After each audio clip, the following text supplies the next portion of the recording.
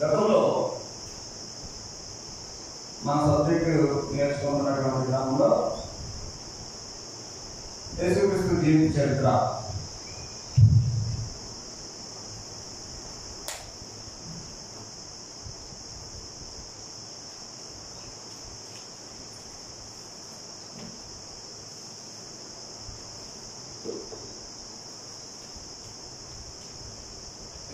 జీవిత చరిత్రను 4 సువార్తల్లో మనం చూస్తా ఉన్నాం. 4 సువార్తల్లో యేసుక్రీస్తు యొక్క జీవితాన్ని ఒక్కొక్కరు ఒక్కొక్క విధానంగా చూపిస్తున్నారు అని గత 3 సువార్తలు మనం ధ్యానించినప్పుడు మనం నేర్చుకుంటూ వచ్చాం. ఈరోజు మీకు నేను ఎగ్జామ్ ఏమీ పెట్టట్లేదు, ఎందుకంటే టైం సేవ్ అవ్వదు. వచ్చే వారం అంత కలిసి ఎగ్జామ్ వచ్చే నెలలో వీడియోలో మీకు నా క్లాసులు అందుబాటులో ఉంటాయి. కత్తి బాబు అన్న అనే యూట్యూబ్ ఛానల్లో నేను చెప్పిన క్లాసులు మీకు అందుబాటులో ఉంటాయి. వాటిని మరలా మీరు రెఫర్ చేసుకోవచ్చు. అయ్యో ఏమైపోయిందంటే గుర్తులేదే అన్నకి వీళ్ళు లేకుండా యూట్యూబ్లో అప్లోడ్ చేశాను కాబట్టి అది మీకు ఒక మంచి అవకాశం. కాబట్టి మీరు యూట్యూబ్ని ఈ క్లాస్ వరకు చూడండి. ఎందుకంటే వచ్చే నెలలో 4 సువార్తల మీద మీకు ఎగ్జామ్ ఉంది కాబట్టి దాని వరకు మీరు సిద్ధపడాలని ప్రభు పేరుతో మీకు మనం చేస్తా ఉన్నాం. ఇప్పటి వరకు మనం ధ్యానించినటువంటి సువార్తలు ఎన్ని? 3 సువార్తలు మనం చూస్తాం. అందులో మొదటిగా రాయబడింది ఉంది మత్తయి, కానీ అది రాయబడింది మాత్రం. మరి మత్తయి సువార్త ఎందుకు మొదట్లో ఉందంటారు? ఫస్ట్ రాసింది ఫస్ట్ పెట్టకుండా మత్తయిని ఎందుకు మొదట్లో పెట్టారు? పోయిన నెల క్లాసులు కనుక వినింటే చెప్తారు. పాత నిబంధనకు సంబంధించినటువంటి లేఖనాలు అనేకం కోట్ చేస్తూ ఒక కనెక్షన్ ఏర్పాటు చేసే విధంగా మత్తయి సువార్త ఉంటుంది. మత్తయి సువార్తలో ఉన్న పాత నిబంధన రెఫరెన్స్ మిగతా సువార్తలు లేవు. ఆ విషయాన్ని నేను గుర్తుపెట్టాను. అందుకని అది మొదట్లో సెట్ చేశారు. ఓకే, దాని తర్వాత లూకా సువార్త ఒక్కొక్క సువార్తకి ఒక్కొక్క విధంగా యేసు ప్రభుని ప్రజెంట్ చేస్తూ వచ్చారు. సువార్త అంటే అది ఒక గుడ్ న్యూస్. గుడ్ న్యూస్ అని అంటే అందరికీ తెలియాలి, యేసు జీవితాన్ని గురించి అందరికీ తెలియాలి అనే ఉద్దేశంలో 4 సువార్తకులు 4 విధాలుగా ఆయన ప్రజెంట్ చేశారు. మరలా జ్ఞాపకం చేస్తాం, ఎవరి గురించి అయినా ఆ ఇన్ఫర్మేషన్ రావాలి అని అంటే, ఆయన గురించి ప్రజలకు తెలియాలంటే ముందు ఆయన చేసిన పనులు గుర్తొస్తే, తర్వాత ఆయన చేసిన పనులు గుర్తొస్తే, ఇంకా ఆయన గురించి తెలుసుకోవాలని అంటే అసలు ఆయన వ్యక్తిత్వం ఏంటి, ఆయన ఎలాంటి వాడు అని ఆయన ఇన్సైడ్ క్యారెక్టర్ ఏంటి అలాగా ఆయన వివరిస్తారు. యేసు ప్రభు కూడా అలాగనే ప్రజెంట్ చేస్తూ వచ్చారు. మార్కు సువార్తలో ఆయన చేసిన పనులే ఎక్కువగా చేసినవి. దానికి ఎగ్జాంపుల్గా వైఎస్ రాజశేఖర రెడ్డి మాజీ ముఖ్యమంత్రి, ఆయన గురించి చెప్పాను. ఆయన గురించి ఎవరికైనా తెలియాలి అని అంటే ముందు ఆయన చేసిన పనులు గుర్తొస్తాయి, ఆయన వెళ్ళిన పథకాలు. తర్వాత ఆయన చెప్పిన విషయాలు ఇలా ఉండాలి ఎలా ఉండాలి అని ఆయన మాట్లాడిన విషయాలు, ఆయన గురించి ఇంకొంచెం అందించాలంటే ఆయన చెప్పిన విషయాలు. ఇంకా ఆయన గురించి ఎక్కువ తెలుసుకోవాలంటే అసలు ఆయన క్యారెక్టర్ ఏంటి, ఆయన వ్యక్తిత్వం ఏంటి, ఆయన స్వభావం ఎలా ఉంటుంది అని డెప్త్గా స్టడీ చేయడం అనే ఎగ్జాంపుల్ చేశారు. యేసు ప్రభు గురించి కూడా అంతే. సువార్త, యేసును గురించిన సువార్త లోకానికి తెలియజేయడానికి ముందుగా ఆయన చేసిన వాటిని మార్పు రాశాడు. అందుకే వెంటనే ఇక్కడికి వెళ్ళింది అక్కడికి వెళ్ళింది అని స్పీడ్గా వెళ్ళిపోయింది సువార్త. తర్వాత 2 సువార్తలు అనగా మత్తయి, లూకా 2 ఆయన చేసిన పనులతో పాటు ఆయన చెప్పిన విషయాలు ఎక్కువ, ఆయన టీచింగ్స్ ఉన్నాయి, ఉపమానాలు ఎక్కువగా ఉన్నాయి, ఆయన చేసిన బోధలు ఉన్నాయి, ముఖ్యంగా మత్తయి సువార్తలో 5 పెద్ద sermons అవన్నీ 2 అధ్యాయాలు కలిసి ఉంటాయి. అందులో ఒకటి చెప్పండి మీరు.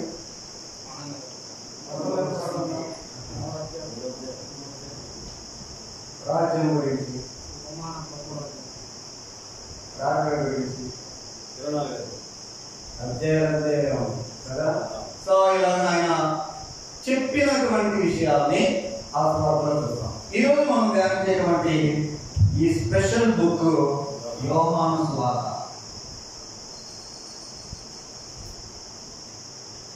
సో మీరు రన్నింగ్ నోట్స్ రాసుకోవాలి. మీకేం నేను నోట్స్ ఇవ్వలేదు, ప్రింట్ తీసి ఇవ్వలేదు.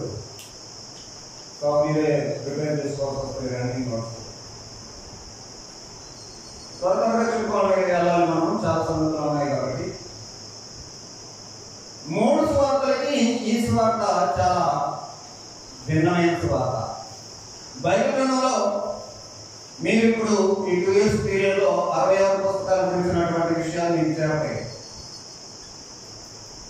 2 years అయిన తర్వాత ఏ పుస్తకం 66 పుస్తకాలు ఏ పుస్తకంలో ఏమంది ఈ విషయాలన్నీ అవుట్ లైన్స్ అన్ని మీకు వచ్చేస్తాయి. ఈ రోజున యోహాను సువార్త విషయాలు మీకు అందుతాయి. బైబిల్ అనేది ఒక డిఫరెంట్ బుక్, డిఫరెంట్ పర్సనాలిటీస్ రాశారు. 40 మంది రాశారు. వేరు కాలాలు, వేరు సంస్కృతులు, వేరు ఎడిట్ చేసింది ఒక్కరే, పరిశుద్ధాత్మ ద్వారా. కాబట్టి డిఫరెంట్ గా ఉన్నా కూడా అందులో యూనిటీ ఉంది. వేరు వ్యక్తులు ఉన్నా కూడా ఎవరెవరి వారి స్వభావ లక్షణాలను పెట్టి రాసినా కూడా ఎడిట్ చేసిన పరిశుద్ధాత్మ ఒకరే. కాబట్టి ఏకత్వం కనబడుతుంది. కాబట్టి ప్రతి పుస్తకము ప్రత్యేకమైనది. అందులో ఈ యోహాను సువార్త చాలా ప్రత్యేకమైనది. మొదటి 3 సువార్తలు సినాప్టిక్ గాస్పెల్స్ అంటారు.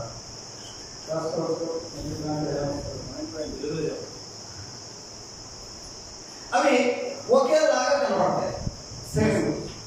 సేమ్ ఆప్టిక్ సోర్స్ చూసేలాగా ఒకేలాగా కనిపించే సువార్త. అక్కడ ఏం కనిపిస్తాయి? అద్భుతాలు కనబడతాయి.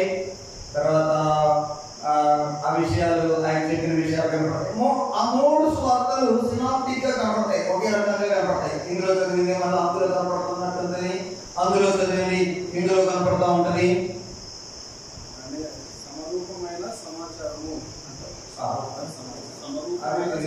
అది మంచి తెలుగు సమరూపంగా కనిపించేటువంటి సమాచారాన్ని ఇస్తున్నాయి.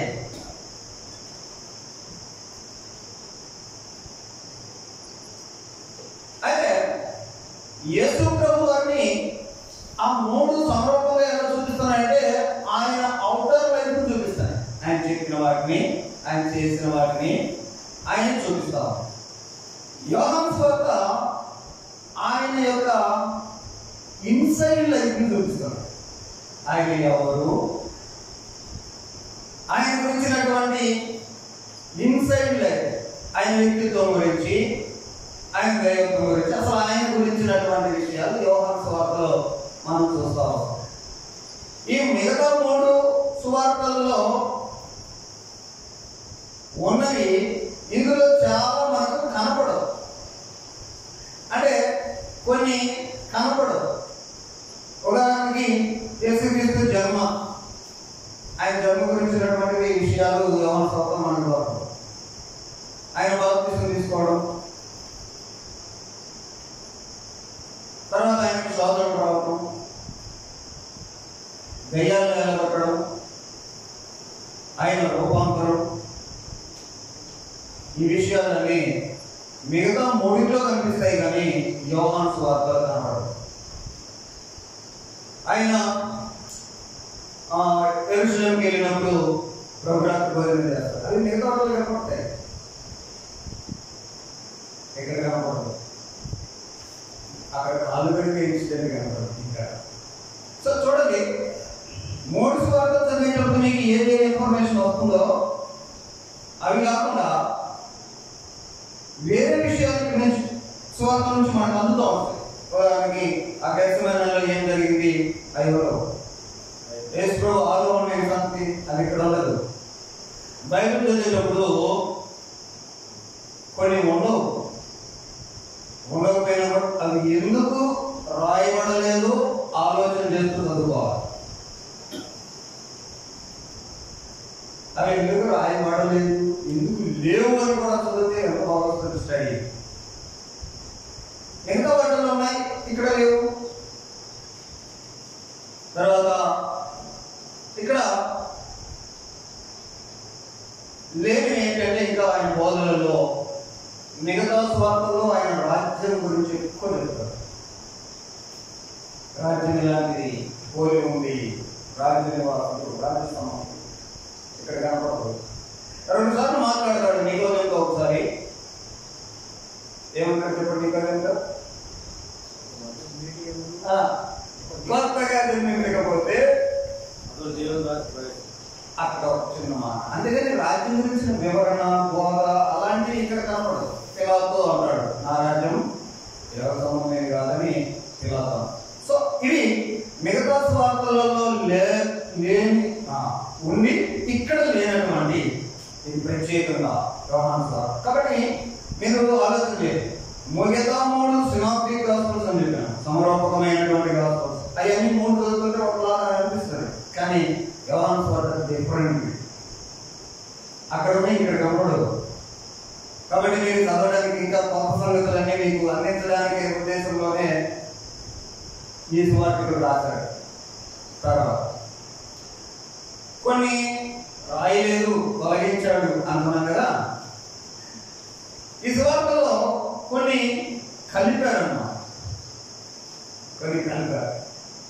ఉదాహరణకి ప్రత్యేకించి 7 అద్భుత కార్యాలు ఉన్నాయి ఇక్కడ. మిగతా వాటిల్లో డజన్లు స్వస్థత కార్యాలు, అద్భుత కార్యాలు, ఆయన చేసిన కార్యాలు ఉన్నాయి. ఇక్కడ విశేషం ఏంటంటే ఈ అద్భుతాలను యోహాను స్వార్థికుడు అద్భుతాలు అనలా, మొదటి సూచక్రియ అని అన్నారు. సూచిక క్రియ అనగా దేవుని యొక్క అద్భుతాన్ని సూచక క్రియ అని ఈ స్వార్థికుడు ఎందుకు ఎలా పలికాడో మనం అర్థం చేసుకోవాలి. సూచక క్రియ అంటే, సూచక క్రియ అంటే ఒక క్రియ ఏదైనా జరిగితే అది ఏదో మనుషులకు సూచిస్తుంది. కాబట్టి యోహాను ప్రత్యేకించి ఒక 7 ఐటమ్స్ ఎన్నుకొని అందులో ఈ 7లో దాదాపు 2 మిగతా వాటిలో కూడా కనిపిస్తాయి. మిగతా 5 కొత్త అద్భుతాలే, మిగతా కొత్త. ఉదాహరణకి ఫస్ట్ చేసింది యోహాను స్వార్థలో నీళ్లను ద్రాక్షరసంగా మార్చేశారు. అది మిగతా వాటిలో దొరకదు, లాభంలో లేకపోవడం. సో ఇలాగా ఈ సూచక క్రియలు 7 ప్రత్యేకించి రాస్తే 7లో కొత్త. కాబట్టి యోహాను స్వార్థ మీకు ఇంకా ఇంట్రెస్ట్ పెంచుకోవాలి కదా, ఇలాగనే కలిపాడు. అంతేకాకుండా ఈ యోహాను స్వార్థలో ప్రత్యేకించి బోధలు ఉన్నాయి కదా, ఆయన చెప్పిన మాటలు, ఆయన డిస్కషన్స్, అవి వ్యక్తిగతంగా ఒక్కొక్కరిని ఫేస్ టు ఫేస్ మాట్లాడినటువంటి టాపిక్స్ ఉన్నాయి. మిగతా వాటిలో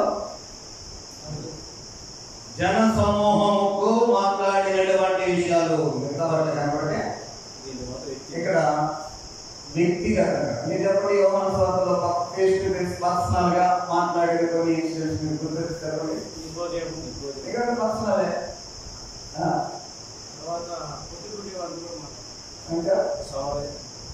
ఒకటి ఆమె ఇలా ఒక్కరినొక్కరిని వ్యక్తిగతమైనటువంటి పరిచర్య ఇక్కడ కనబడుతుంది. ఈ స్వార్థలో ప్రత్యేకించి మరొక అంశం ఏంటంటే 2 మాటలు, కొన్నేమో తీసేశాడు, మిగతా వాటిలో నుంచి కొన్నేమో యాడ్ చేశాడు అనే విషయాలు చూస్తాం. ఆ తర్వాత ఈ స్వార్థకు ఉన్నటువంటి ప్రత్యేకమైన ఒక స్పెషల్ బిగ్ స్టేట్మెంట్స్ ఒక 7 ఉంటాయి. ఆ పదం ఏంటంటే నేనే నేనే అనే పదం. ఇప్పుడు చెప్పనా, ఇలా గురించి చెప్తా ఉన్నా. మిగతా 3 సువార్తలు యేసు ప్రభుని ఔటర్ లైఫ్ ను చూపించాయి. యోహాను సువార్త యేసుక్రీస్తు యొక్క ఇన్నర్ లైఫ్ చూపిస్తున్నాయి. కాబట్టి ఆయన ఎవరు ఆ విషయాన్ని చెప్తే యేసు ప్రభు పలికినటువంటి ఒక 7 బిగ్ స్టేట్మెంట్స్ నేనే అనే విషయాలు మనం చూస్తాం. ఈ సువార్తకు ఉన్నటువంటి మరొక ప్రత్యేకత మీతో నేను చెప్పాలి. మిగతా 3 సువార్తల్లో ఉన్నటువంటి స్టోరీ ఎక్కువ శాతం నార్త్ లో జరిగి ఉంటుంది. అంటే గలిలయ ప్రాంతంలో ఆయన చేసినటువంటి పరిచర్య. మీరు బైబిల్ గ్రంథంలో మీరు క్లాస్ లో మ్యాప్స్ ఉంటాయి.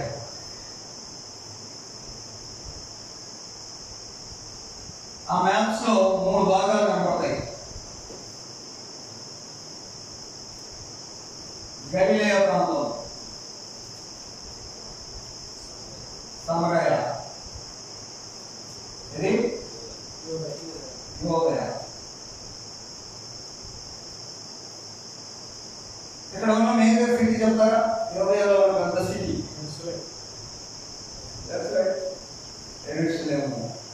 ఏముంటుంది అక్కడ? దేవాలయం. ఓకే, ఇక్కడ ఒక మేజర్ సిటీ చెప్తారా? నేను ఊరు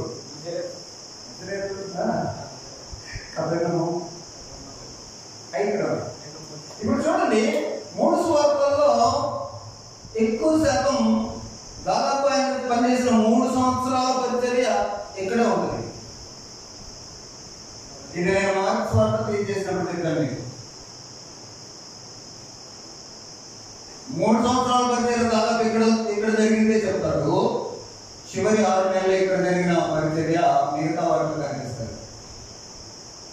యోహాను సువార్త యొక్క స్పెషాలిటీ ఏంటంటే యోదయలో యేసు ప్రభు చేసిన పరిచర్య యోహాను సువార్తలో కనిపిస్తుంది. చూడండి, ఇక ఆటికి ఈ సువార్తకి ఎంత డిఫరెన్స్ ఉందో. అదేదయ్యా మరి 3 సంవత్సరాలు ఇక్కడ ఉన్నాడా అని మీరు అడగవచ్చు.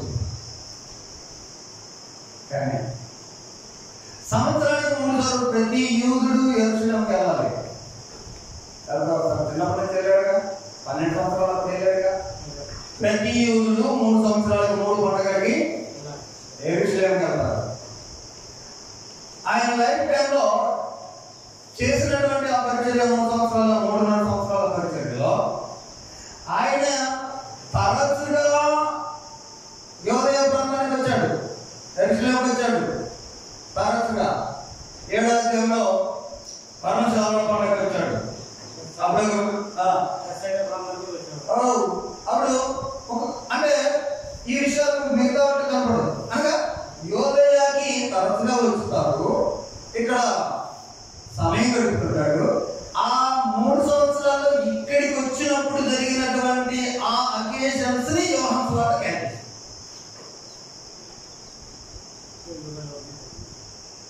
ఇప్పుడు మీకు యోహాను సువార్త స్పెషాలిటీ ఇంకా అర్థమవుతుంది కదా.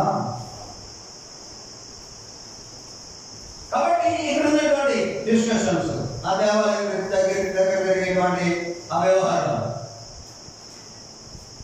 పండుగలకు వచ్చినప్పుడల్లా కొన్ని రోజులు ఉన్నప్పుడు అక్కడ జరిగేటువంటి ఆ విషయాలు, వ్యక్తిగతంగా పరిచయాలు, మార్గ మధ్యలో వచ్చేటప్పుడు ఒక ఆమె అన్నారు కదా ఈ ప్రాంతంలో ఆమె వచ్చేటప్పుడు జరిగే ఆ ఇన్సిడెంట్. సో ఇలాగా ఇక్కడ జరిగినటువంటి ఈవెంట్స్, యోదయ ప్రాంతంలో జరిగినటువంటి ఈవెంట్స్ అక్కడ జరిగాయి. దీని గురించి మీకు కొంచెం ఇంకా చెప్పాలి. నేను యూదులు చంపారు ఆయన, యేసుప్రభుని యూదులు చంపారు. యూదులు చంపారు అని అంటే మనం బైబిల్ గ్రంథం ధ్యానాన్ని బట్టి మనం అర్థం చేసుకోవాల్సిన విశేషం ఏంటంటే, ఇక లేరా యూదులు? మిగతా ప్రాంతంలో లేరా? అలాగని యూదులు యేసును చంపారు అని అంటే ఓవరాల్ గా ఉన్నటువంటి యూదా జాతి అంతా అని కాదు అర్థం.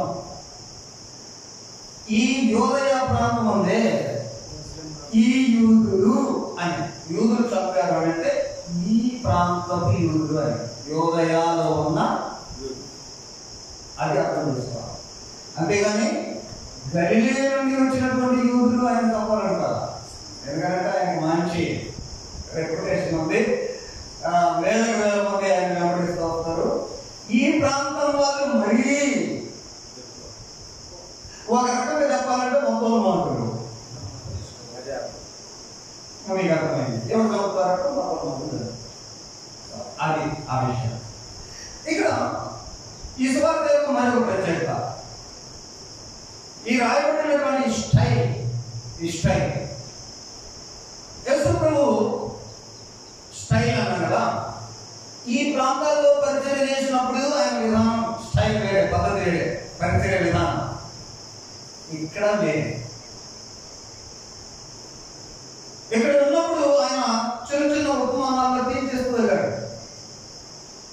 కానీ ఇక్కడ డిస్కషన్స్, చర్చలు, తర్కాలు, డిబేట్లు, వాదనలు అనగా పరిచయ స్టైల్, ఎస్ట్రోవేగా పరిచయ స్టైల్ పద్ధతి మారింది.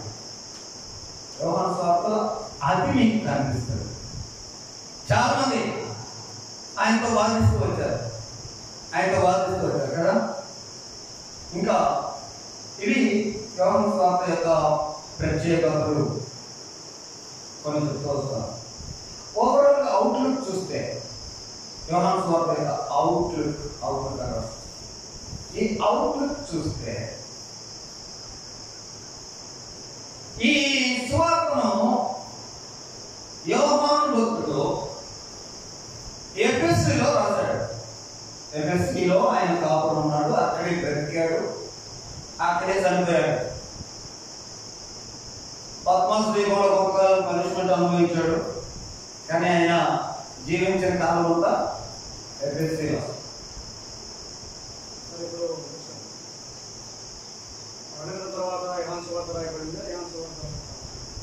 ఓకే, ఇవి ప్రకటన గ్రంథము, యోహాను సువార్త, క్రీస్తు శకం 90లో రాశారు.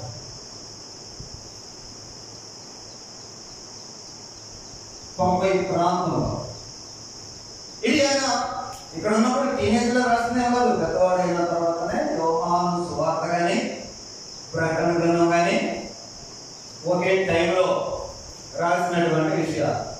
దాని గురించి మరలా కొంత మీకు వస్తా.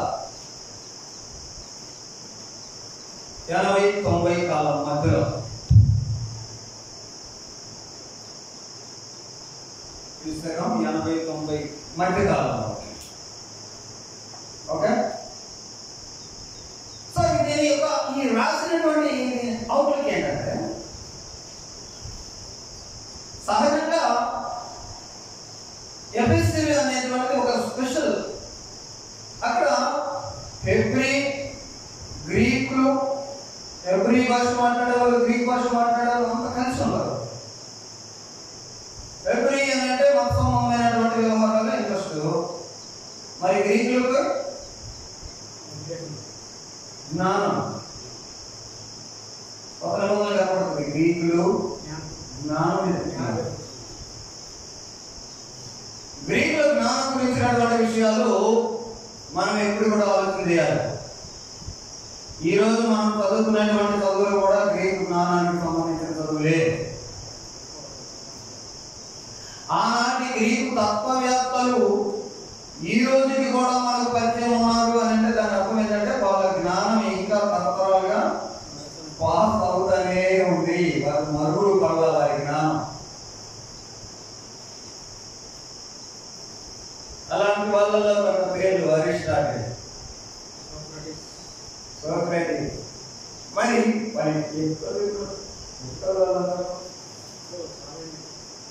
ముంగోళ్ళ తర్వాత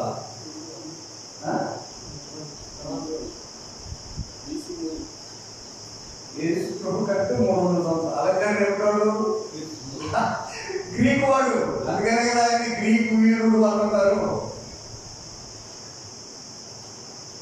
సో యేసు ప్రభు కంటే ముందే 350 సంవత్సరాల కాలం నుంచే గ్రీకుల యొక్క నాలెడ్జ్ విస్తరిస్తూ ఉంది, ప్రపంచంలో వ్యాపిస్తూ నడుస్తుంది. అలాంటి నాలెడ్జ్ కలిగినటువంటి ప్రజలు ఎఫెసీలో ఉన్నారు. హీబ్రూ నాలెడ్జ్ కలిగినటువంటి వారు అనగా ఈ ధర్మశాస్త్ర సంబంధమైనటువంటి ఆచార వ్యవహారాల పద్ధతులు ఇలాంటి వారు కలిగి ఉన్నారు. అలాంటి వాళ్ళు ఉన్నటువంటి ప్రాంతంలో ఈ సువార్త రాస్తున్నారు. సువార్త అంటే ఏం చెప్పాను? It's a good news. Good news అయితే ఏం కావాలి? ఏం కదా, షేర్ చేయాలి, స్ప్రెడ్ చేయాలి కదా, ప్రకటించాలి. ఇప్పుడు యోహాను ప్రకటించాలి. సో సరౌండింగ్ ఉన్నటువంటి ప్రాంతం అంతా హీబ్రూ నాలెడ్జ్ ఉంది, గ్రీకు నాలెడ్జ్ ఉంది. అలాంటి వాళ్ళ మధ్యలో యేసు ప్రభువుని పరిచయం అద్భుతం కదా. ఇప్పుడు గ్రీకుల నాలెడ్జ్ ఏంటి అని అంటే వాళ్ళు ఎప్పుడు కూడా సమాంతరంగా చూస్తారు. మనిషికి మనిషి, మనిషికి మనిషి లాగా. హీబ్రూ నాలెడ్జ్ ఎలా ఉంటుందంటే దేవుడు మనిషి. యోహాను సువార్త దేవునికి మనిషికి ఉన్నటువంటి కనెక్షన్ ఎక్కువ చూపిస్తారు. అంతేగాని దేవుడు మనుషులకు ఏం చేస్తాడు, ఆయన బాగు చేస్తాడు, ఆయన స్వస్థతలు చేస్తాడు, ఆయన మేలు చేస్తాడు, ఇలాంటి వర్షం కాకుండా ఈయన ఎవరు అది కదా కాన్సెప్ట్. సో అందుకోసం పరసంబంధమైనటువంటి పరలోకం నుండి దిగి వచ్చిన వాడు అని ఇక్కడ తెలియజేస్తా ఉన్నాడు. చూడండి, ఎఫెసీ ప్రాంతంలో నివసించేటువంటి యోహాను యేసు ప్రభుని పరలోకం నుండి దిగి వచ్చినటువంటి వాడిగా చూస్తా ఉన్నాడు. సో ఇప్పుడు యోహాను గురించి కొంత ఇన్ఫర్మేషన్ మనం చూద్దాం. యోహాను మీకు తెలుసు కదా, ఈయన గురించి ఎవరైనా కొంచెం చెప్పండి. యాకోబు సహోదరుడు. ఈయన గురించి యేసు ప్రేమించిన వాడు, అనుకున్నవాడు.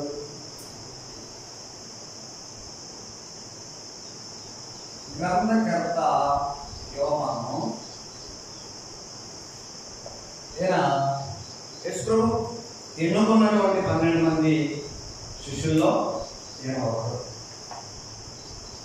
చేపలు పట్టేవాళ్ళే. అయితే యోహానుకు ఉన్నటువంటి ఒక ఆధిక్యత ఏంటంటే గలిలే ప్రాంతానికి సంబంధించిన వాళ్ళు వీళ్ళు. గలిలే ప్రాంతానికి సంబంధించిన వాళ్ళే గలిలే సముద్రంలో చేపలు పడతారు. యోహానుకు ఉన్నటువంటి ఒక ఆధిక్యత ఏంటి అంటే ఇక్కడ పట్టినటువంటి చేపల్ని యెరూషలేము నుంచి ఒక్కొక్కరు బిజినెస్ చేస్తారు. సో బిజినెస్ పెద్ద బిజినెస్ కాదు.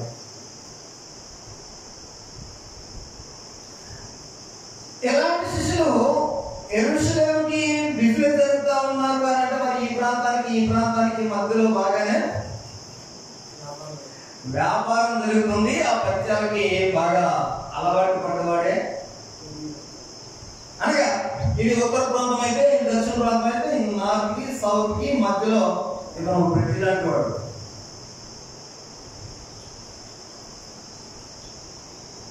ఇంకా ఇప్పుడు ఇక్కడ నుంచి వచ్చిన శిష్యుడు ఉన్నాడు. మీకు ఎవరో తెలుసా? దాదాపు శిష్యులందరూ ఇక్కడ నుంచి ఒక స్పెషల్ శిష్యుడు వచ్చాడు. ఇక్కడ నుంచి వచ్చాడు ఒక శిష్యుడు, అతను దొంగతనాలు చేశాడు కాదు కానీ తిరుగుబాటుదారుడు. వాళ్ళు అంటే రోమీలు మమ్మల్ని ఏలుతా ఉన్నారు, వాళ్ళ మీద ఇప్పుడు మావోయిస్టులు గెలవాలి, అలాంటి వాడు తిరుగుబాటుదారుడు.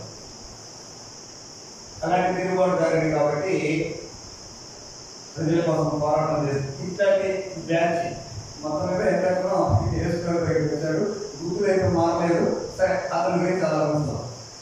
ఈ శిష్యులలో దాదాపు ఇతనికి ఇక్కడ నుంచి ఇక్కడికి పరిచయాలు ఉన్నాయి కదా. 12 మంది శిష్యులలో దాదాపు యేసు ప్రభుకి 5 నుంచి 7 మంది దాకా తన సొంత బంధువులే ఉన్నారు.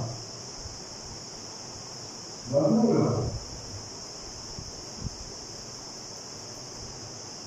ఇంటి తమ్ముడు కాదు కానీ రిలేటివ్స్. 12 మందిలో దాదాపు 5 నుంచి 7 మంది దాకా దగ్గర బంధుత్వం కలిగిన వాళ్ళే. అందుకే పెళ్లికి పిలిచినప్పుడు మ్యాక్సిమం అందరూ వెళ్ళిపోతారు, ఎందుకంటే రిలేషన్ ఉంది కదా. యేసును ఆయన శిష్యులు కూడా పెళ్లికి వెళ్ళారు. ఇలాగే ఈ 12 మందిలో 5 మంది నుంచి 7 మంది దాకా బంధువులు అయితే, ఈ బంధువులలో ఈ 12 మందిలో ఆ 7 మంది ప్రత్యేకం బంధువులు, 3 మాత్రం స్పెషల్. ఎప్పుడు ఇలా 3ని స్పెషల్గా ఎక్కడ ఏదైనా ఇంపార్టెంట్ విషయాలు తీసుకెళ్తారు. వాళ్ళ పేరు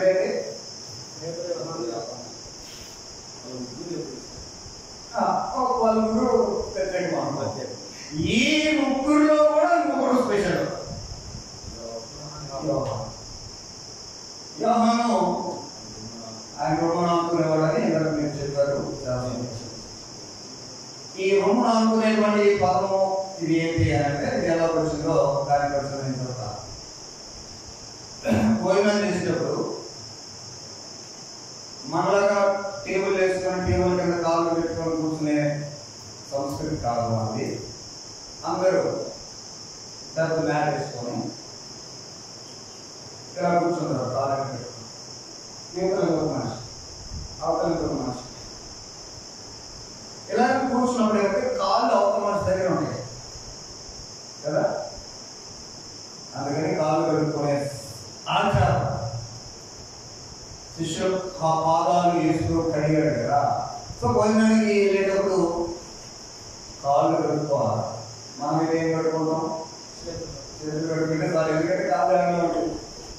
కానీ వాళ్ళు కాళ్ళు కూడా కడుక్కోవాలి, ఎందుకంటే వాళ్ళు సీటింగ్ అని దాని యొక్క ఆ విషయాలు.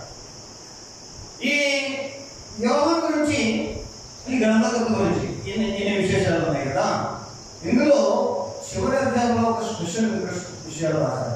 ఏంటంటే పేతురుతో యేసు ప్రభు చెప్పాడు, నువ్వు కూడా చచ్చిపోతావు, సిలువ వేయబడి అని. అంటే ఈ పేతురు ఉన్నాడు, ఏమన్నాడు మరి ఇతరులు చాలా మంది ఉంటారు. వాళ్ళ గురించి కాదు కానీ మొత్తం గురించి ఎప్పుడు ఆలోచన. పేతురు మరి ఇక్కడ చదివేది అంటే నువ్వు స్పెషల్గా దొరుకుతుంటావు కదా, నేను ఎక్కడ దొరుకుతుంది కదా, ఇతర సంగతి ఏంటి అప్పుడు వేసుకోమన్నాడు. ఒకవేళ అతను చచ్చిపోకుండా ఉంటాయి కానీ నీకు నష్టపోయింది అన్నట్టుగా మాట్లాడాడు. సో అప్పుడు వీళ్ళలో ఇలా అనుకున్నాను, ఏమని ఓహో ఇతనికి చావు లేదేమో అని మిగతా వాళ్ళు అనుకున్నాను. ఆయనకి చావు లేదు అనేటువంటి ఉద్దేశంలో వేసుకోవచ్చు. చెప్పలా పేతురుకు అది నీకు సంబంధం లేని విషయం అనే ఉద్దేశంలో వేసుకోవచ్చు చెప్పాడు. ఓకే, అయితే యేసు చెప్పినట్టుగా అతను నిలిచి ఉన్నాడు. మిగతా అపోస్తలులు అందరూ హతసాక్షులు అయిపోయారు కానీ ఆయన మిగిలిపోయారు. దేవుడు అతన్ని అలాగిన వృద్ధాప్యం దాకా బైబిల్లో రాసింది ఈయనే. ఇప్పుడే టైం రాస్తున్నాం కదా, లాస్ట్ లో రాయబడే ఇవే ఈయన రాసినాయి. వృద్ధాప్యంలో ఎందుకు అతను ఆ రోజుల్లో ఒక అభిప్రాయం కూడా ప్రజల్లో ఉండేది. ఏంటంటే ఇతను యేసు ప్రభు వచ్చే దాకా బ్రతుకుంటాడేమో, రాత్రి దాకా ఇతను అలాగే ఉన్నాడేమో, అదే విషయాన్ని చెప్పాడేమో అనుకున్నాను. ఓకే, కానీ ఆ ఉద్దేశంలో ఎప్పుడో చెప్పలేదు, ఎందుకంటే రాకుండా రాలేదు కదా, యోహాను చచ్చిపోయాడు కదా. సో ఆ ఉద్దేశం అది కాదు. కానీ ఆయన వృద్ధాప్యం దాకా నిలిచి ఉండాలనేది మాత్రం దేవుని యొక్క ఆలోచన అయింది. ఇందులో ఒకటి మనం అర్థం చేసుకోవడానికి కారణం కూడా ఒక టైటిల్స్ తల్లి ఉంది, మరి అమ్మ ఎవరి దగ్గర పెరిగింది? యేసు చనిపోయిన తర్వాత చూసుకో, అమ్మను చూసుకో, అమ్మను చూసుకో. దానికంటే అతి ప్రాముఖ్యమైనటువంటి ఉద్దేశం అది చూడదాకా ఉండడానికి కారణం ఏంటంటే, వృద్ధాప్యంగా ఉండడానికి కారణం ఏంటంటే, యేసును గురించినటువంటి ఈ ప్రత్యక్ష అనుభవాలు మరుగు కాకూడదు. స్వార్థ చెప్తాను, ప్రత్యక్ష అపోస్తలుడు అడుగా ఉన్నాడు, ఆయనతో పాటు ఉన్నవాడు ఉన్నాడు. ఇది ఉద్దేశం. ఈ యోహాను ఏం చేశాడంటే కొన్ని విషయాల్ని యేసు గురించి చెప్తూ ఆ యేసు గురించినటువంటి విషయాలని ఇంకా కొంచెం ఎక్స్ప్లెయిన్ చేశాడు, కొంచెం పొడిగించినట్టుగా చెప్పాడు. ఇప్పుడు మీకు ఒక పజిల్ కాబట్టి చేస్తాం ఏంటంటే, ఇప్పుడు యోహాను సువార్త 3:16 కదా, కనుకోవచ్చుగా ఆనవాళ్ళు ఉంటే బయటకు వెళ్ళిపోండి. ఓకే, అది ఎవరు చెప్తారు? ఎవరితో మాట్లాడారు? అది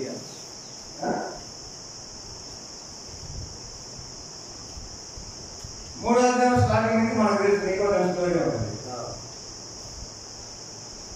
3:14-15లో మనిషి కుమారుడు ఇలా ఏర్పడతాడనే విషయాలు 16 వచ్చేసరికి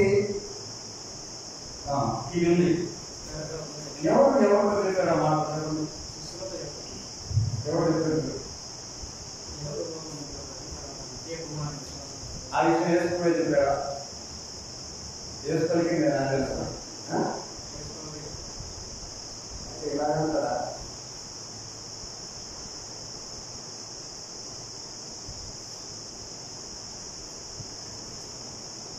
ఏదైతే యేసు చెప్పాడో ఒక విషయాన్ని, దాన్ని ఇంకొంచెం విశదీకరించి యోహాను రాశాడు. అది థర్డ్ పర్సన్, రెస్పెక్ట్ ఎవరితో చెప్పినట్టుగా లేదండి. మీరేనా చదువుకున్న తర్వాత దేవుడి లోకమైన ప్రేమించాను ఆయన విశ్వాసం. సో యేసు ఏదైతే చెప్పాడో దాన్ని కొంచెం వివరించే అలాంటి విషయాలు ఈ మార్క్స్ వార్తలో. ఓకే, సరే, ఇప్పుడు ఉద్దేశం చూద్దాం. గ్రంథకర్త విషయాలు మీతో చాలా చెప్పాను. ఇందులో ఉద్దేశం ఏంటి ఉద్దేశం చెప్పండి? యోహాను సువార్తకి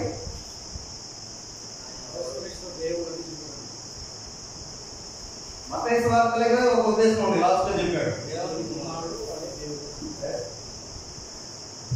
యోహాను సువార్తలో లాస్ట్ లో ఒక విషయం, యేసు చేసిన అన్ని రాస్తే అయితే కొన్ని సెలెక్ట్ చేసుకొని రాస్తున్నా. అవి ఎందుకు అంటే, యేసు దేవుని కుమారుడైన క్రీస్తు అని నమ్మి జీవం పొందినట్టుగా కొన్నిటిని సెలెక్ట్ చేసుకుని, చాలా ఉన్నాయి. అది ఉద్దేశం.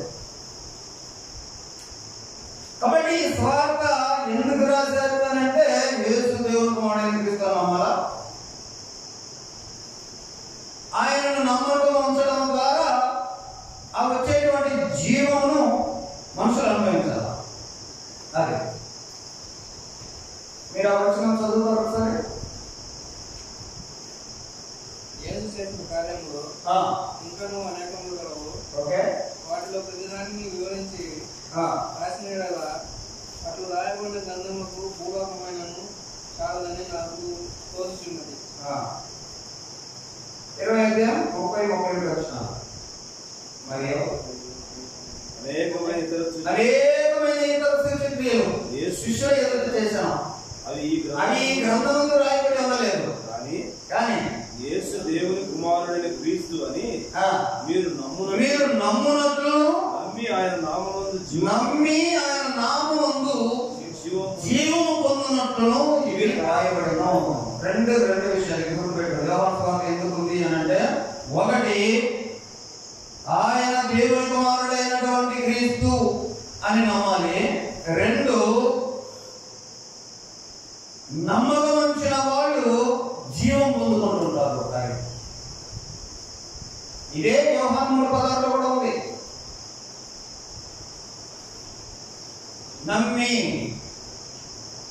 ఆయన నామమునందు జీవం పొందినట్లు. ఇక్కడ నమ్మడం అని అంటే ఒకసారి నమ్మాలా లేకపోతే రోజు నమ్మాలా, ఇది పాయింట్. దానికోసమే మీకు ఇప్పుడు మాట్లాడతాను. ఒకసారి నమ్మితే సరిపోతా, రోజు నమ్మాలా?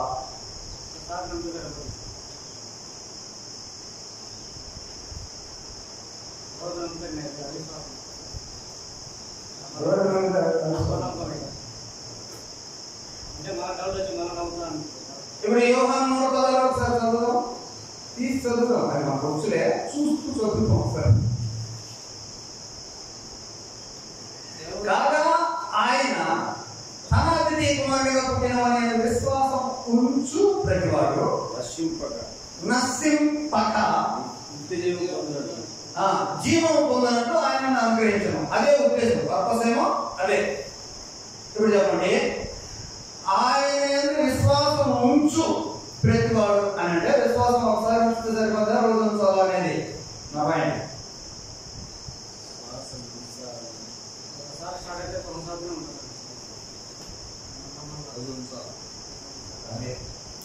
చాలా మంది మనం పొరపాటు చేసుకునేటువంటి విషయం. బైబిల్ ట్రాన్స్లేషన్ లో కావచ్చు, లేకపోతే మన ఎక్స్ప్లెనేషన్స్ లో కావచ్చు, ఒకసారి నమ్ముకుంటే నువ్వు డైరెక్ట్ అనుకుంటావు, కానీ బైబిల్ వర్షన్ అలా కాదు. అడుగుడి మీకు ఇవ్వడు. ఒకసారి సరిపోతా, రోజు అడగాల. తట్టుడి సరే, ఒకసారి తట్టే సరిపోయిందా, మళ్ళీ తప్పాలా?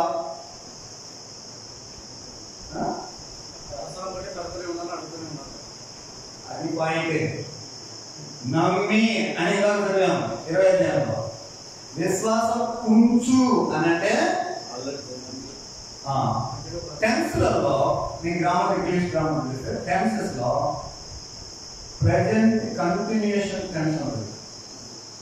అంటే ఒక పనిని చేస్తూ ఉండే, అది present continuous tense. Present tense అంటే ఇప్పుడు పాస్ట్ టెన్స్ అంటే కాదు. ప్రెజెంట్ కంటిన్యూషన్ అంటే స్టార్ట్ అయ్యేది జరుగుతూ ఉంది. ఆ మీనింగ్ ఇక్కడ మనం తీసుకోవాలి. నమ్మి అని అంటే కొనసాగుతా ఉన్నారు, విశ్వాసం నుంచి. కాబట్టి ఆయనలో ఎవరైతే విశ్వాసం ఉంచుతూ ఉంటారో ఆయన దేవుడి మాటను నమ్ముతూ ఉండడం ఒకటి. ఆ నమ్మిన వాళ్ళలో జీవం వస్తూ ఉంటుంది, జీవాన్ని పొందుకుంటూ ఉండడం. అందుకోసం ఈ స్వార్థ రాయబడింది అనే విషయాలు గుర్తు చేసుకుంటాం. విశ్వాసం అనేది ఒకసారి ఉంచితే అయిపోయేది కాదు, అది ఇట్స్ గోయింగ్ ఆన్. అది ఫెయిత్. అడుగుడి అని అన్నాడు. ఒక స్టోరీ చెప్పాడు యేసు వారు. ఒక స్నేహితుడు అపరాధులు వచ్చాడు, పెట్టడానికి ఏం లేవు. పక్కన స్నేహితుల దగ్గర కలుపు పెట్టాడు. మా స్నేహితులు వచ్చాడు, పెట్టాలనే ఒకసారి పెట్టొచ్చాడా వాటిని సిగ్గుమాలి. విశ్వాసం ఉంచి అంటే అది, నమ్మకం ఉంచడం అంటే అది. ఇలాగ ఎప్పుడైతే మన కంటిన్యూషన్ అవుతా ఉంటుందో ఆయనలో నుండి వచ్చేటువంటి జీవం కంటిన్యూషన్ అవుతుంది. అది దీని యొక్క ఉద్దేశం, స్వార్థ ఉద్దేశం. వన్స్ సేవ్డ్ ఆల్వేస్ సేవ్డ్ అనే ఒక సిద్ధాంతం ఉంటుంది. అంటే ఒకసారి రక్షించబడా, ఓకే, మరొకరికి పోతారా? ఈ రోజు విశ్వాసం రేపు మనల్ని కాపాడదు. నిన్న ఉంచిన విశ్వాసం ఈ రోజు మనల్ని కాపాడదు. కాబట్టి ఇది కంటిన్యూ, ఇది పాకిస్తాన్. ఓకే, ఇందులో ఉన్నటువంటి మరొక ఉద్దేశం, యేసు ప్రభువు ఆయనే రియల్, ఆయనే సత్యం అని చెప్పడం ఉద్దేశం. ఇలా అడిగాడు కదా, సత్యం అంటే ఏంటి అని అడిగాడు యేసు ప్రభు. ఇదే స్వార్థం. అప్పుడు యేసు ప్రభు ఏం చెప్పాడు?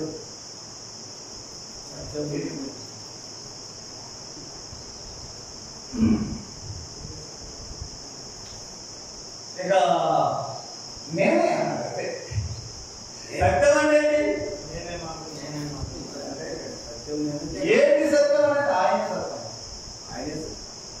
చూడండి ఈ సువార్త ఉద్దేశం చూడండి. యేసు ప్రభువే సత్యం, సత్యము truth or real same meaning. ఆత్మతో సత్యంతో ఆరాధన చేయాలి అని అంటే ట్రూత్ ఆర్ రియల్, రియల్ గా చేయాలి అని. సత్యంతో చేయాలి అంటే రియల్ గా చేయాలి, అది ఉద్దేశం. కాబట్టి ఈ సువార్త ఉద్దేశం ఏంటంటే యేసే రియల్ అని చెప్పడం. ఎలా నేనే సత్యం, ఏంటి సత్యం? నేనే యేసు ప్రభు, ఆయనే సత్యం అని చెప్పడానికి రాయబడ్డటువంటి ఉద్దేశమే. ఎందుకు అలాగా అని అంటే కొన్ని విషయాలు చెప్పాలి. యేసు ప్రభు సువార్తలు చాలా రాశారు, సువార్తలు చాలా రాశారు యేసు ప్రభు సువార్తలు.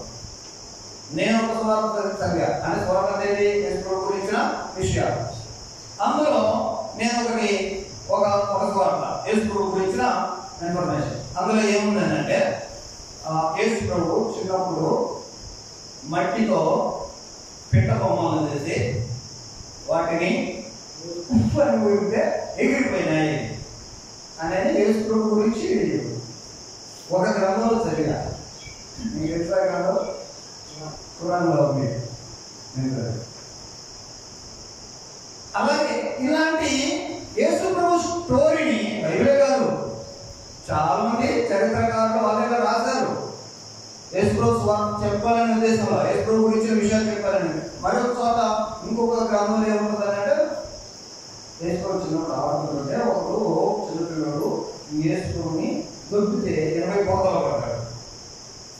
బురదలు పడితే బురదల నుంచి యేసు ప్రభు వేసి వచ్చి వాటిని శపిస్తే వాడికి కుష్టి వచ్చింది అని ఉన్నాయి. ఇప్పుడు చెప్పండి, యోహాను సువార్త ఇట్లాంటి పిచ్చి కథలకు పెట్ట కథలకు అవకాశం ఇవ్వకుండా ఆయన రియల్, ఇది ఆయన గురించిన రియల్ స్టోరీ అని చెప్పిన ఉద్దేశం అది. మీరు లోకంలో యేసు గురించి చాలా చాలా కథలు వింటారేమో, అవన్నీ కాదు, ఆయనే రియల్ అంటే. ఇప్పుడు ఇవి పిచ్చి కథలు పెట్ట కథలు అని అన్నా నేను, మీకు అది అనిపిస్తుందా? ఏది చిన్నప్పుడు పెట్టాల బ్యాగ్ వేయడం, గొడవలో దుర్గులో కుష్టు చెల్లించడం, అవి నేను పెట్టకప్పుడు అన్నా. మీకేమనిపిస్తున్నాయి? నిజమే అనిపిస్తున్నాయా? పెట్టకూడదు. ఎట్లా ఎట్లా అంటావు?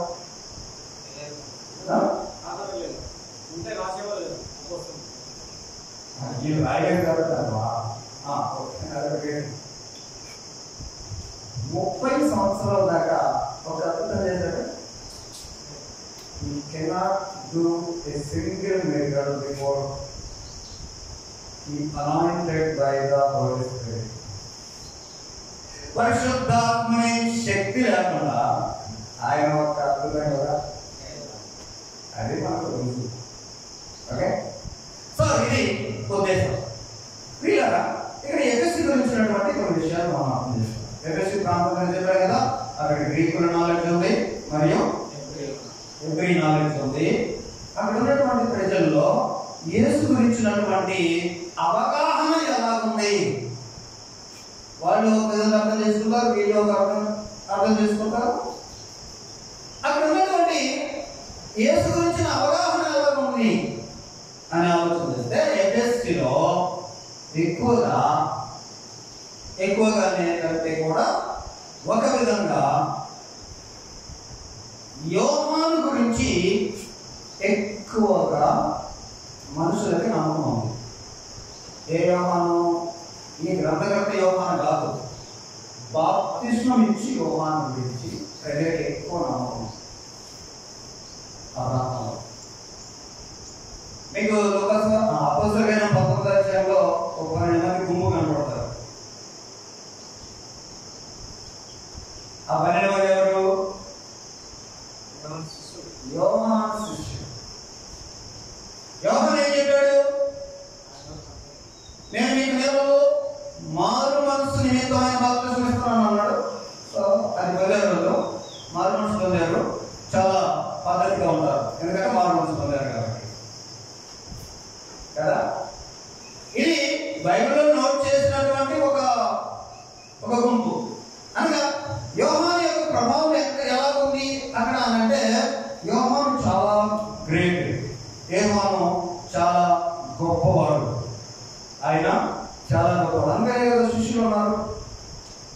శిష్యులు అని అంటే ఇప్పుడు వాళ్ళు ఏమనొచ్చు, యోహాను సమాస లోదరన్ బ్యాచ్ని లోదరన్ అంటాం. యోహాను సమాస యోహాను లోదరన్లు, ఇంకా మెథడిస్టులు, బాప్టిస్టులు. ఈ లిస్టులన్నీ బైబిల్కి సరిపో. So there is no denominations. వ్యక్తులను బట్టో, సంస్థలను బట్టో, ఊర్లను బట్టో గుంపులు తయారు కాకూడదు. మనం క్రీస్తుని అనుసరిస్తాం కాబట్టి క్రిస్టియన్స్ అంతే కదా. కానీ ఈ అపోస్తలుల గారు 19 అధ్యాయంలో ఉన్న వాళ్ళు క్రిస్టియన్స్ కావాలి. ఎవరు వాళ్ళు? యోహాను శిష్యులు, యోహాన్సే అయితే మంచిగా ఉంటారు. ఎందుకంటే మార్పు ఆయన ఏం చెప్పాడంటే మార్పు పొందాలి. సో ఇక్కడ ఎఫెసీలో వాళ్ళు ఎవరు అంటే ఎఫెసీలో ఉన్నోళ్ళే మాత్రం వెళ్ళారు. పౌలు ఎఫెసీకి వచ్చినప్పుడు ఒక గుంపు చూశాడు అనిపించాడు. కాబట్టి ఎఫెసీలో యోహాను ఒక గుంపు ఉంది అని అంటే, మిగతా సమాజంలో యోహాను మీద ప్రజలకు ఎలాంటి అవగాహన ఉంది అని అంటే ఒక హయ్యర్ వ్యూ. ఇప్పుడు ఈ గ్రంథకర్త ఏం చేస్తాడంటే, మీరు యోహాను సువార్త చూస్తే ఎక్కడ యోహానును పరిచయం చేస్తాడో యోహానుని డౌన్ చేస్తాడు. ఈ సువార్త యోహానుని డౌన్ చేసి, నేను తగ్గవలసిన వాడిని, ఆయన ఎత్తవలసిన వాడు అని యోహానుని ప్రజలేమో హైవేలో చూస్తూ ఉంటే, గ్రంథకర్త చెప్తాడంటే అది కాదు రియల్.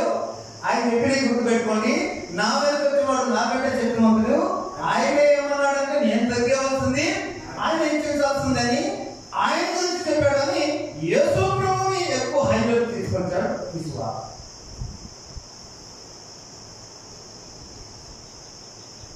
సువార్త మీద మీకు ఇంట్రెస్ట్ కలుగుతుందనుకున్నా. ఇంకా ఇంకా ఏమున్నాయంటే, యోహాను గురించి హై వ్యూ ఉంది, మరి యేసు ప్రభు గురించి ప్రజలకి ఉంది. దాన్ని కరెక్ట్ చేసేటువంటి ఉద్దేశంలోనే, కరెక్ట్ చేసేసిన ఉద్దేశంలో యోహాను గురించి చెప్పాడు. ఆయన వెలుగు కాదు, గుర్తొస్తున్నాయా ఈ మాటలు?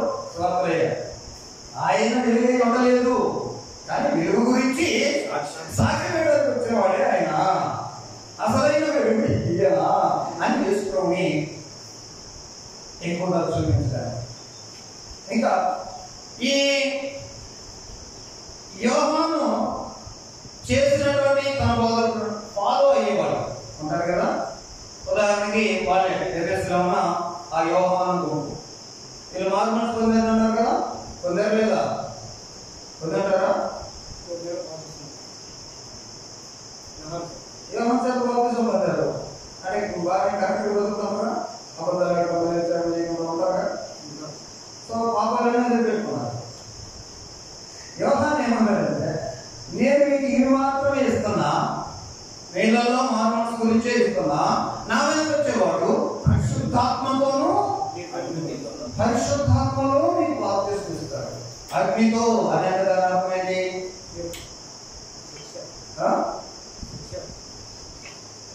అగ్నితో బాప్తిసం ఇస్తాడు అనేసరికి ఈనాటి కొంతమంది ఏమనుకుంటున్నారంటే, పరిశుద్ధాత్మలో అగ్ని, పెంతెకొస్తు అగ్ని వచ్చింది కాబట్టి పరిశుద్ధాత్మ అంటే అగ్ని అగ్ని అగ్ని అని అనుకుంటున్నారు. అయ్యా, ఒక విషయం గుర్తుపెట్టుకోండి, యోహాను ఆయన అగ్ని చేత బాప్తిసం ఇస్తాడు అని చెప్పింది పరిశుద్ధాత్మతో మీకు సెగెత్తారని కాదు. ఆయన చేత ఆయన చేతిలో ఉంది, తూర్పాడు పడతాడు, మంచి గింజలు తీసి దగ్గర దాచిపెడతాడు, పొట్టు ఉంటుంది, ఆ పొట్టును తీసి కాల్ చేస్తాడు అది కదా యోహాను చెప్పింది. మరి అగ్ని బాప్తిసం అంటే కాల్చేదా, అగ్ని అభిషేకం ఇచ్చేదా? కాల్చిపోయేది. అనగా ఎవరైతే దేవుడికి సంబంధం లేకుండా పాపలుగా ఉంటారో వాళ్ళు అది ఆయన చేసేది. ఎందుకు ఈ పని చేసేది యేసుప్రభువేనా? లాస్ట్లో శిక్షించేది అదే కదా. అదే యోహాను చెప్పాడు. మరి అగ్నితో బాప్తిస్మం అంటే అగ్నిని పరిశుద్ధాత్మకు లింక్ పెట్టి ఇప్పుడు ఎన్ని ఘోరాలు జరుగుతున్నాయో. అగ్ని అగ్ని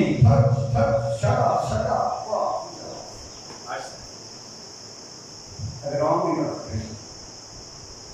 సరే, ఇక్కడ నేను చెప్తున్నాను, యోహాను శిష్యుల యొక్క విషయాలు చూస్తే వీళ్ళు మోడల్గా బాగానే ఉంటారు, తప్ప చేయరు.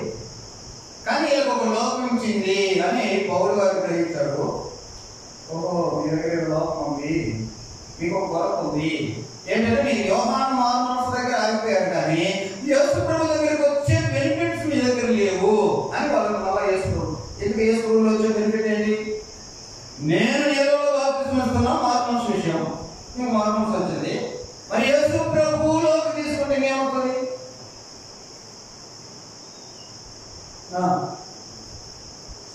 పరిశుద్ధాత్మని యొక్క సహాయం కావాలి కదా, అది వీళ్ళ దగ్గర లేదు. కొంతమంది క్రిస్టియన్స్ ఇలా ఉన్నారు. ఇప్పుడు వీళ్ళ మాత్రం ఉన్న పాపాలు తీసేసేందుకు బాగానే ఉంది. పాపాలు మానుకున్నాం, తాగులు మానుకున్నాం, తిట్లు మానుకున్నాం, మార్మనసు పొందాం. కానీ ఈ మార్మనసు పొందిన తర్వాత యేసు ప్రభు ద్వారా, పరిశుద్ధాత్మని ద్వారా ఏదైతే ఒక లైఫ్ జీవించాలో అది లేకుండా వీళ్ళేమంటారు? మిశ్రమ సినిమాలు ఉంది.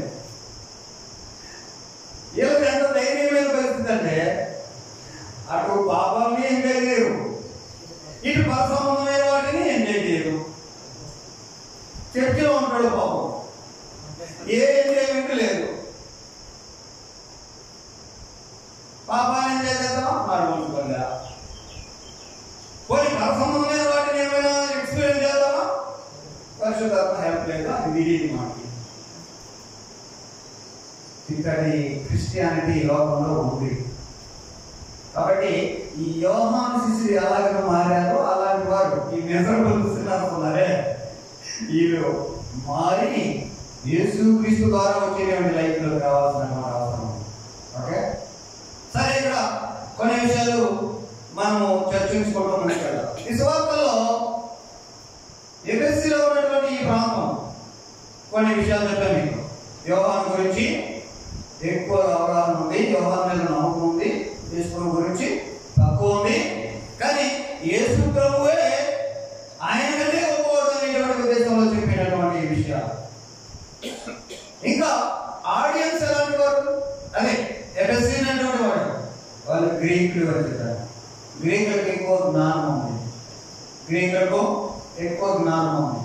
ఈ జ్ఞానంతో చాలా విషయాలు వాళ్ళు ఫిజికల్, స్పిరిచువల్ వేరు వేరుగా చూస్తారు. ఈ కొంచెం డీప్గా ఉంటాయి, వారికి అర్థమైతే లేదు. గ్రీకుల జ్ఞానం ఎలా ఉంటుందంటే స్పిరిచువల్, ఫిజికల్, సేక్రెడ్, సెక్యులర్ ఇలాంటి పదాలు ఉంటాయి.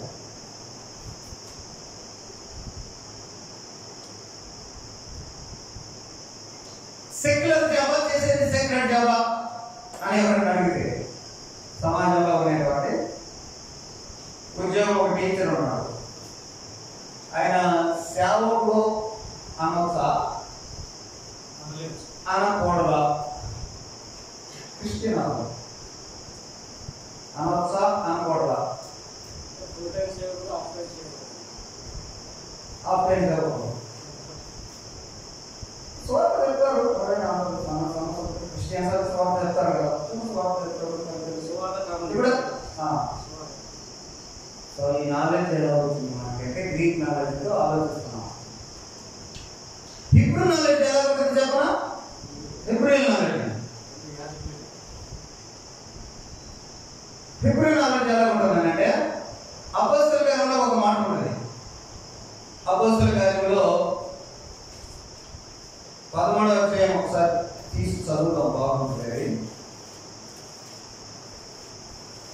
13వ అధ్యాయం 36వ వచనం. దావీదు దేవుని సంకల్పము చొప్పున తన తరము వారికి సేవ చేసి చేశాడు అంటే సేవకుడేనా?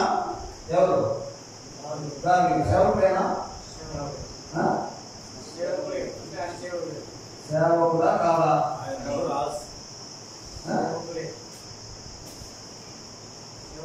గ్రీకులను కనుక అడిగితే వారు వినేటువంటి నాలెడ్జ్ బట్టి వాళ్ళు ఏమంటారంటే బాయ్ అతను రాజయ్యా అంటారు. అదే హీబ్రీ నాలెడ్జ్ ఉన్నటువంటి వాళ్ళని కనుక అడిగితే ఆయన దేవుని సేవకయ్యా, దేవుడు నియమించాడు, దేవుడు జరిగించాడు, దేవుడే ఆయనతో నడిపించాడు, దేవుడి సేవకు అని వీళ్ళు అంటారు. ఇప్పుడు చూసారా ప్రజల యొక్క నాలెడ్జ్ ఎలాగో ఇలాంటి జ్ఞానం కలిగిన వాళ్ళు ఏం చేస్తున్నారు? ఆయన సేవ చేశాడు, ఆయనకి ఏమైనా బ్యాగ్ ఉందా, ఆయన ఏమైనా యాత్ర చేశాడా? కానీ గ్రంథం ఏం రాసింది? సేవ చేశాడు. కాబట్టి ఒక రాజుగా ఉండి సేవకుడుగా ఉండదు, దేవుడు సేవకుడుగా, టీచర్గా ఉండి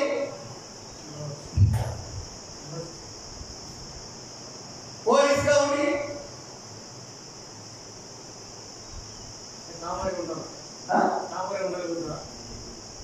ఒకరి ఉంటారులే.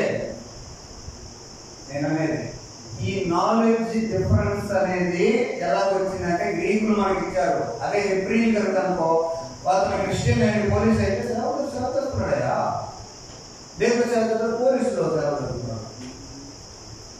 ఆయన ఉద్యోగం చేస్తున్నాడు, టీచర్గా సేవ చేస్తున్నాడు. దేవుడు ఇచ్చాడు, టీచర్ ఇచ్చాడు, దేవుడు ఇచ్చాడు, పోలీసు ఉద్యోగం, దేవుడితో చేస్తున్నాడు.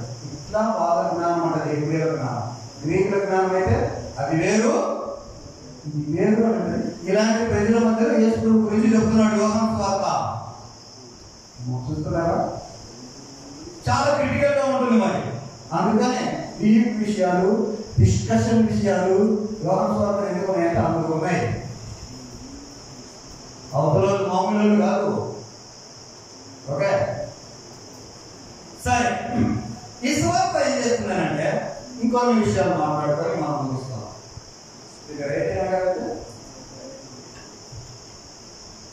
ఇందులో యేసుక్రీస్తు యొక్క మానవత్వం గురించి, యేసుక్రీస్తు యొక్క మానవత్వం గురించి బాగా చూపించారు.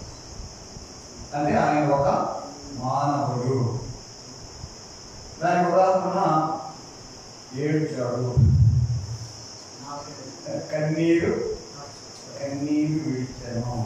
ఇంగ్లీష్ బైబిల్లో అది చిన్న వచనం, బైబిల్లో వచనాలలో షార్ట్ వర్స్, జీసస్ వెప్ట్ అంటే వచనం కన్నీరు విడిచాడు. కాబట్టి కన్నీరు విడిచాడంటే ఆయన సాధారణమైన మనిషి కదా. ఆయన ఆకలిగా ఉన్నాడు, చదువుతుంటే ఆయన ఆకలిగా ఉన్నాడు, ఆయన దప్పిగా ఉన్నాడు. దప్పిగా నేర్పయ్యాడు కదా. సో మనిషే అనగా యేసు యొక్క మానవత్వం అలసిపోయాడు, దప్పిగా ఉన్నాడు, ఆకలిగా ఉన్నాడు. ఇప్పుడు చెప్పండి, ఆయన టాయిలెట్కి వెళ్ళిపోయా లేదా?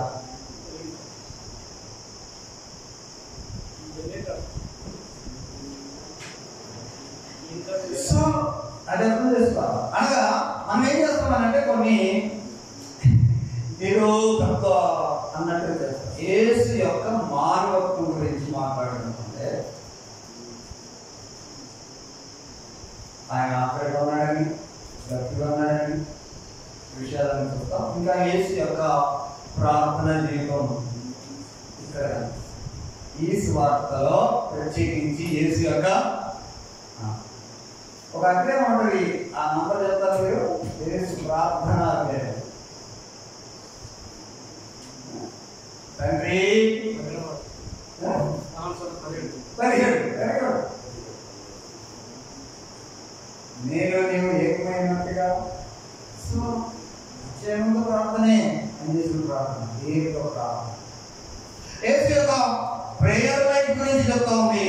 కాబట్టి ఇక్కడ సువార్త యేసు ఒక కంప్లీట్ మ్యాన్, ఆయన ఒక కంప్లీట్ మనిషి, పరిపూర్ణ మానవుడు అని చెప్తాం.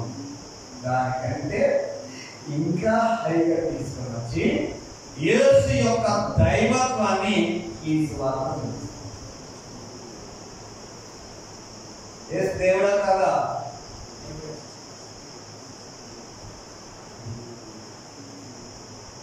ఇదే యేసు దేవుడా కదా? ఎందుకంటే క్రీస్తు సంఘంలో యేసు దేవుడు కాదు అంటారు, కానీ లోకమంతా అంటుంది. మరి చేతులు పడిన వాళ్ళేమో దేవుడే అంటున్నారు.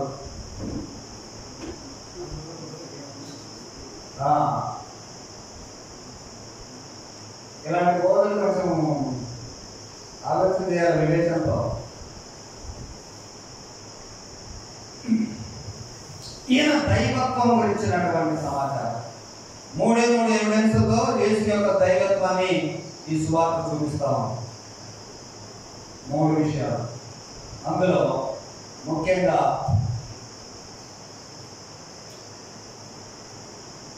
7 సాక్ష్యాలు.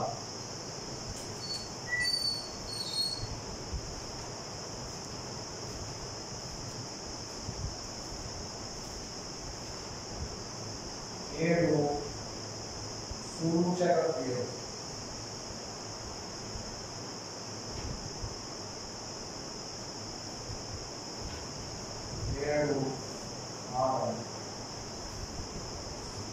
ఏడు అనేది హెబ్రీయులకు పరిపూర్ణమైన సంఖ్య. ఒకటి తక్కువ ఉందనుకోండి 666. 7 ఒకటి తక్కువ అసంపూర్ణం. 7 అనేది కంప్లీట్ నంబర్. యోహాను సువార్త యేసు దైవత్వాన్ని చూపించడానికి కంప్లీట్ గా చెప్పని 7 సాక్ష్యాలు, 7 విట్నెసెస్. ఈయన దేవుని కుమారుడైన క్రీస్తు, ఈయన మామూలుడు కాదు అని యోహాను సువార్తలో 7 మంది సాక్ష్యాలు ఇచ్చారు. వాళ్ళలో బాప్తిసం ఇచ్చాయని చెప్పారుగా. ఇదిగో నతానేలు చెప్పాడు, యేసువే చెప్పాడు నేనే అని. పేతురు చెప్పాడు, మార్తా చెప్పింది, తోమా చెప్పాడు నా ప్రభువా దేవా. ఆఖరికి ఈ గ్రంథకర్త యోహాను కూడా ఆయన దైవత్వాన్ని చెప్పాడు. 7 మంది యేసు ప్రభు దైవత్వాన్ని సాక్షించి ఈ సువార్త చదవండి.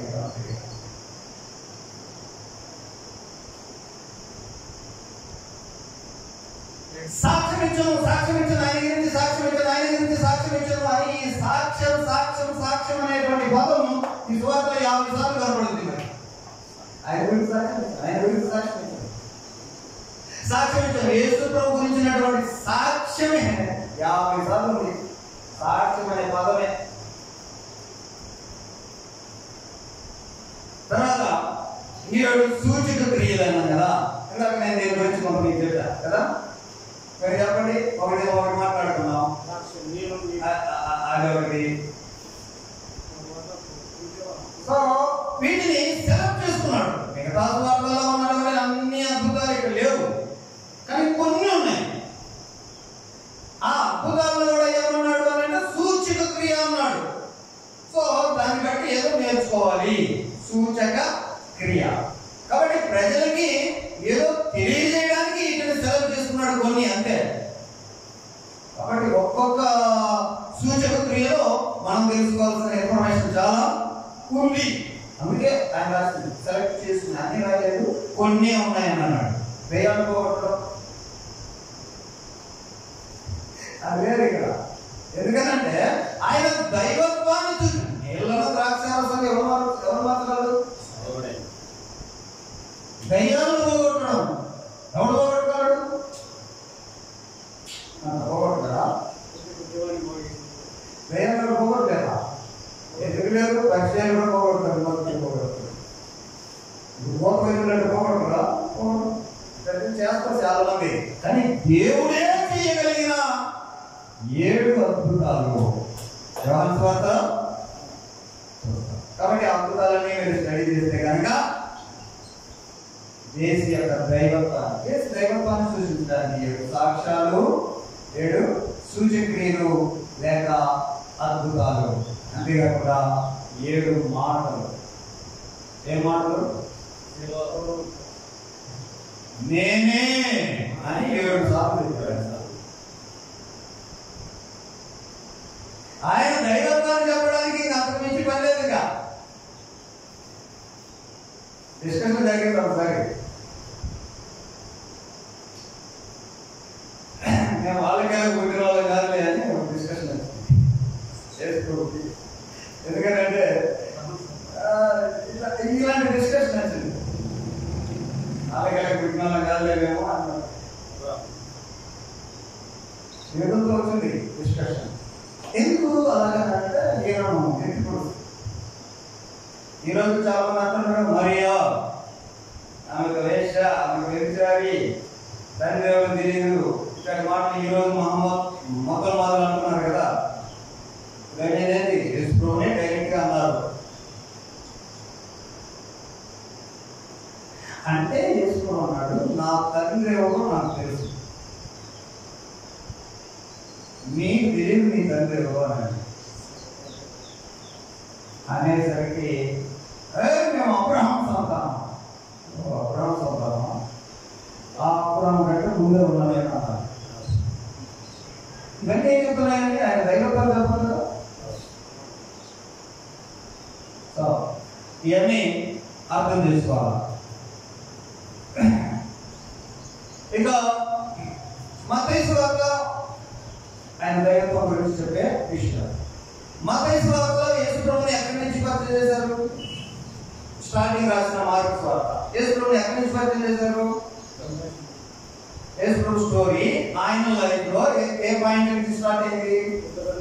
30 సంవత్సరాల వయసు నుంచి యేసుప్రభు స్టోరీని మార్కు సువార్త రాశారు.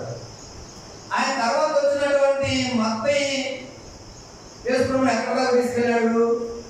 30 సంవత్సరాలు కాదు. అసలు ఆయన పుట్టుక కూడా ఎలా జరిగింది, అసలు ఆయన పుట్టుక కారణం ఇది, ఆయన ముందు నుంచి ఉన్నవాడు ఆయన ఎక్కడ తగ్గినాడు? అబ్రహాం దగ్గర నుంచి తెచ్చాడు. యేసుప్రభుని పరిచయం చేయడం. ఆయన తర్వాత వచ్చినటువంటి లోక అసలు అబ్రహాం కాదు, ఆదాం దగ్గర నుంచి ఉంటుంది వంశావళి, లోక స్వార్థ వంశావళి. ఓకే, మరి ఏమొచ్చాడు? యోహాను వచ్చి ఏం చెప్తున్నాడు చెప్పండి. అది ఆది యోహాను సువార్త 1వ అధ్యాయం. ఆయన ఆది నుండి ఉన్నవాడు, ఆది నుండి ఉన్నవాడు. ఆది ఎందు ఏముంటారు? వాక్యం ఉంటారు.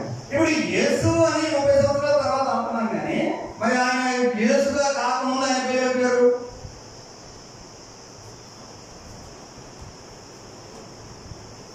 2000 సంవత్సరాల క్రితం పలానా పుట్టాడు. అప్పుడు ఆయన యేసు అని పేరు పెట్టారు. మరి ఆయన ముందు నుంచి ఉన్నవాడైతే మరి అప్పుడు ఆయన పేరు పేరు పేరు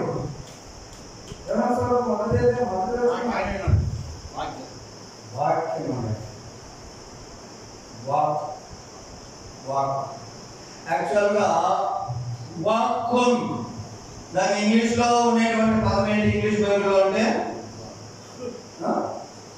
వర్డ్.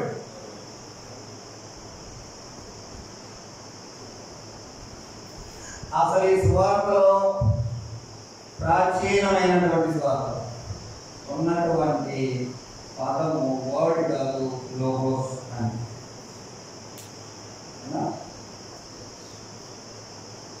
తర్జుమాల్లో దాని వర్డ్ గా వచ్చింది.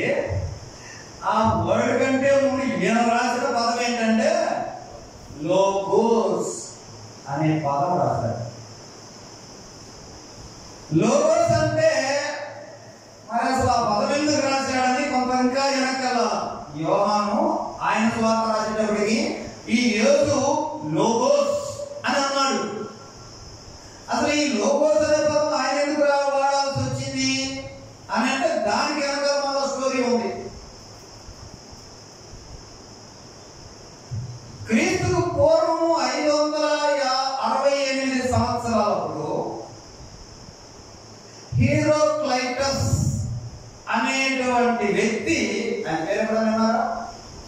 హెరాక్లైటస్.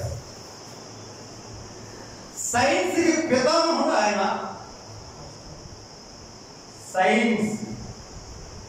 సైన్స్ ని కనిపెట్టినాడు హెరాక్లైటస్.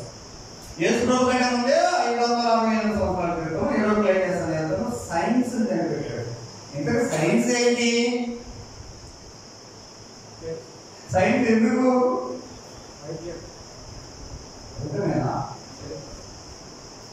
సైన్స్ ఏం చెప్తుందంటే ఇది ఎందుకు, ఇదేం జరుగుతుంది, ఇదేంటి. ఇప్పుడు చెట్టు గురించి సైన్స్ అనుకో, జంతువుల గురించి సైన్స్, సమాజం గురించి సైన్స్. మీకు అర్థమవుతుంది కదా? జంతు శాస్త్రం, వృక్ష శాస్త్రం అంటే ఏం చెప్తుంది? వృక్ష శాస్త్రంలో వృక్షాలు ఎందుకు ఉన్నాయి, వాటి తర్వాత ఏం జరుగుతుంది, ఏంటి, ఇదేంటి, ఆ చెట్టు ఏంటి, కొమ్మలు ఏంటి, కాయలు ఏంటి, ఇవన్నీ శాస్త్రం అన్నమాట. ఇదే ఇది సైన్స్ శాస్త్రం. చూడండి కదా, ఇప్పుడు ఈ హెరాక్లైటస్ అనే వ్యక్తి ఆ సైన్స్ ని రీజన్ బై ఎందుకని వాడుతూ అక్కడ వాడే పదం లోగోస్. రీజన్ బై ఈ పక్షులు ఎందుకు ఇలా ప్రవర్తిస్తాయి, ఈ జంతువులు ఎలా ప్రవర్తిస్తాయి, ఇప్పుడు ఈ విషయాలన్నీ మాట్లాడతాయి. బయోస్ ఈ బయోస్ అనే జీవుడు ఎందుకు ఇలా ప్రవర్తిస్తాయి? రీజన్ బై ఏంటి అంటే లోగోస్ అనుకో. రెండు కలిపి ఏమైంది చెప్పనా? బయాలజీ అవుతుంది.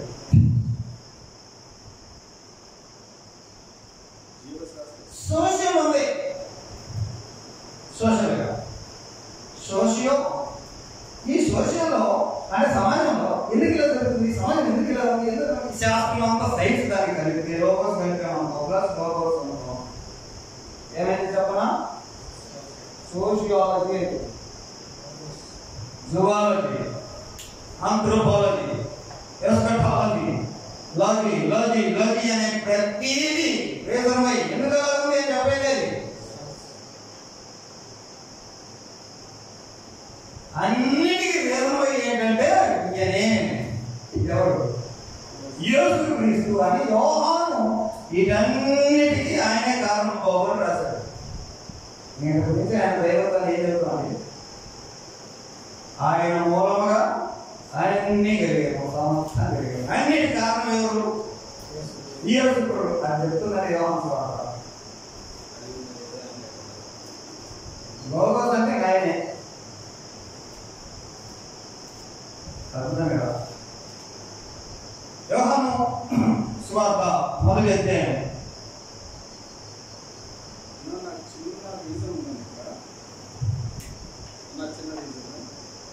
లోగోస్ వాడుకలో గ్రీక్ భాషలో లాజికే, ఇంగ్లీష్ లో లాజిక్. జ్ఞానం.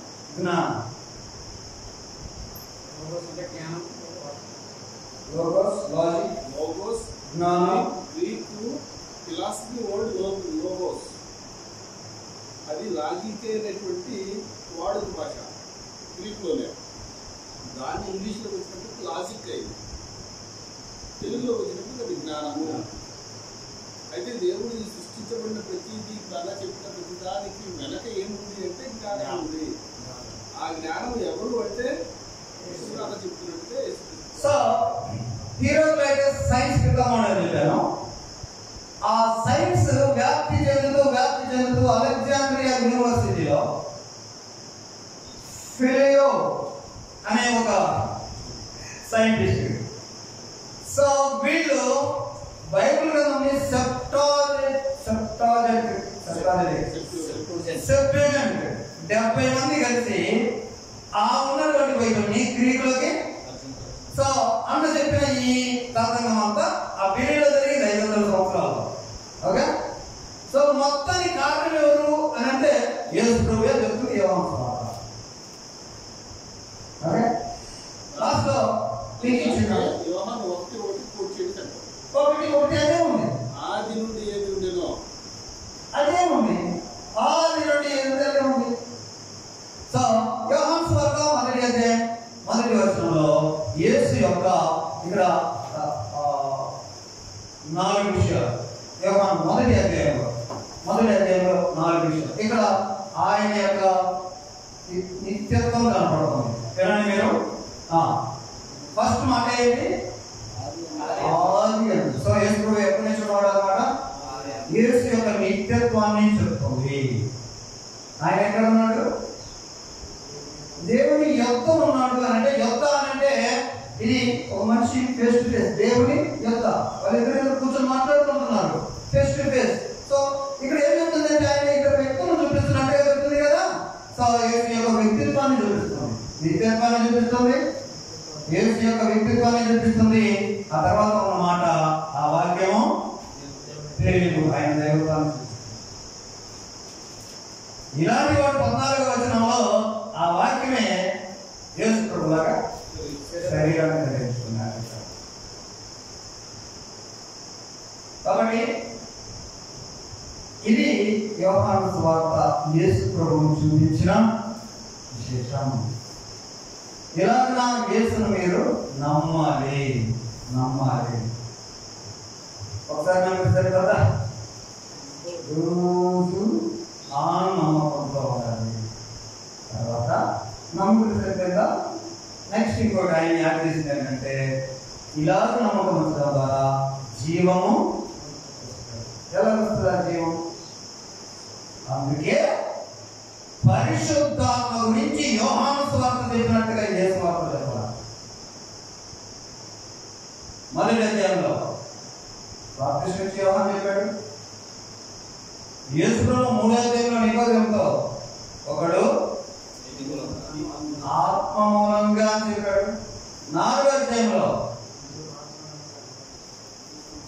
ఆత్మ గురించినటువంటి విషయం చెప్పాడు. 7వ అధ్యాయంలో నా యందు విశ్వాసం ఉంచేవాడు ఎట్లున్నాడో చెప్పనా అని, వాని కడుపు నా దగ్గర తప్పిదాపున్నాడు, కడుపు నిండి వాని కడుపులో నుండి జీవజాల నదులు అని చెప్పింది. నేల గురించి కడుపు గురించి కాదు. తన నామమునందు పరిశుద్ధాత్మ ఎవరైతే పొందుతారో వాళ్ళు ఎలా ఉంటారని పరిశుద్ధాత్మ గురించి చెప్పాడు. ఇక 14 నుంచి 16 అధ్యాయాల దాకా పరిశుద్ధాత్మ. సో పరిశుద్ధాత్మని సహాయం లేకుండా మన విశ్వాస జీవితాన్ని, దేవుడి జీవాన్ని మనం పొందలేము. చివరన ఆయన ఊరి ఒప్పుకొని అన్నాడు పరిశుద్ధాత్మ. వాళ్ళు పొందుకున్నారా? ఏం దొరకలేదండి. అది రిహార్సల్. దేనికి పెళ్లికి వస్తున్నాడు, సౌండ్ వస్తుంది, అప్పుడు పొందుకోండి అని చెప్పాడు కదా. సో యేసునందు జీవము ఉంచడం, విశ్వాసం ఉంచడం, కంటిన్యూస్ గా గోయింగ్ ఆన్, విశ్వాసం వస్తూ ఉంటే దేవుడిచ్చేటువంటి జీవము మనకి ఆయన అందిస్తూ ఉంటాడు. సువార్తను ధ్యానిస్తూ యోహాను సువార్తను ఆ జీవంతో మీరు అందరూ నింపడాలని నేను అవసరపడుతున్నాను. థ్యాంక్ యూ ఫర్ ది విశేషం. ప్రార్థన చేస్తాను. మా పరిశుద్ధులైన మా తండ్రి, మాకు ఇచ్చిన బైబిల్ స్కూల్ వరకు స్తోత్రాలు. ఇందులో మీ గ్రంథంలో ఉన్న సమాచారం చాలా తెలుసుకోవడానికి టీచర్స్ ద్వారా వేరే అంశాలన్నీ నేర్పిస్తున్నాను. స్తోత్రాలు. ఈరోజు నేర్చుకున్నటువంటి ఈనాటి ఈ క్లాస్లో మీ పిల్లలకు ఏమైతే చేరిందో ఆ సమాచారం ద్వారా వారి ఆత్మీయ మేలు పొందడానికి సూచించున్నామని యేసుక్రీస్తు నామములో ప్రార్థిస్తున్నాము తండ్రి. ఆమేన్.